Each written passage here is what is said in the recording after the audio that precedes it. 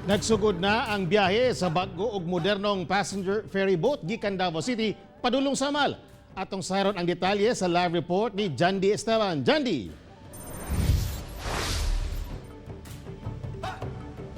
Tek, mas komportable ug mas paspas na ang pagbiyahe gikan sa Santa Ana Wharf sa Davao City paingon sa Talikod Island and vice versa gamit ang modernong passenger ferry boat.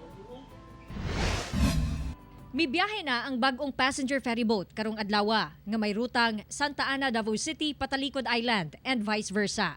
Moderno ang maong ferry boat. Diin ang kaha, gama sa bakal.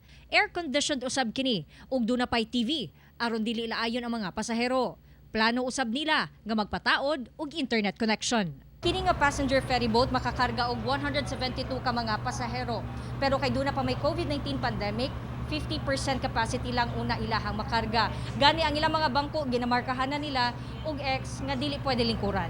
Kung sa ubos ka molingkod, 100 pesos ang pamasahe. Mas mahal sa upper deck, 130 pesos. Gumikan mas komportable ug relax ang lingkuranan.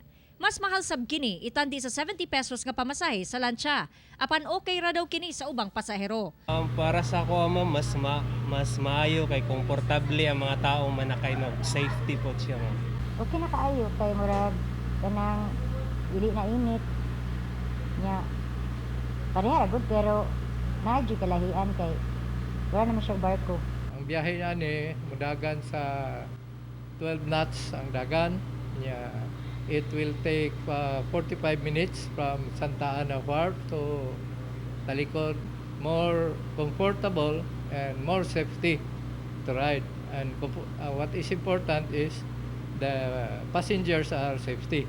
Gidayeg sab sa Marina ang paglunsad sa maong ferry service nga nasubay sa modernization program sa gobyerno. Nalipay mi kay nagsugod na siya. So nadayon na jud ang among ginatawag nga kanang steel hull nga mo biyahe dito paingon dito nya. Kana bang maayo ba? Urag kuan sa mga pressure kay sa mga passenger. Unya nasulod na pud lang atong modernization program sa Marina o sa ato ang government nga project. So nasugdan na jud nato. Dako sab kuno ang matabang sa mga pasahero sa Talikod Island, labi na kadtong mga magabian tungod sa trabaho o importanteng lakaw. Gumikan hangtod gabii ang biyahe niini. Aside sa tourism industry, pati po sa mga resident kay pwede man siya makabiyahe o gabi. So nindot ni siya, so daghan nag-cater na mga passenger especially during peak season.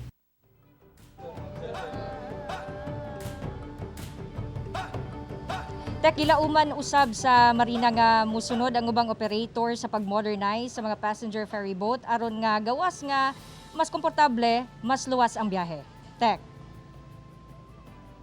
Daghang salamat, Jandy Esteban.